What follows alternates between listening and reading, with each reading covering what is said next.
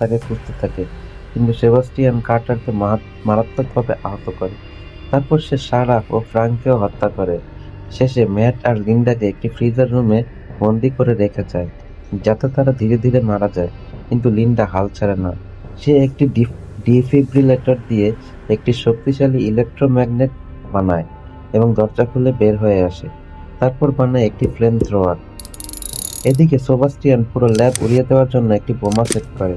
ঠিক যখন সে পালাতে এলিভেটরে উঠতে যায়, হঠাৎই লিন্ডা ফ্লেম থ্রোয়ার দিয়ে তাকে আগুনে পুড়িয়ে দেয়। ভয়ঙ্কর লড়াই শুরু হয়। ম্যাট একটা লোহার রড দিয়ে তাকে আঘাত করে। সেবাস্টিয়ান বিদ্যুতের পাত্রে পড়ে এবং আংশিকভাবে দৃশ্যমান হয়ে যায়। তখনই তারা বোমার কথা জানতে পারে। টাইমার বন্ধ করার উপায় নেই। তারা এলিভেটর শ্যাফট দিয়ে উপরে উঠতে শুরু করে। ঠিক তখনই গুরুতর আহত সেবাস্টিয়ান লিন্ডার পা ধরে ফেলে।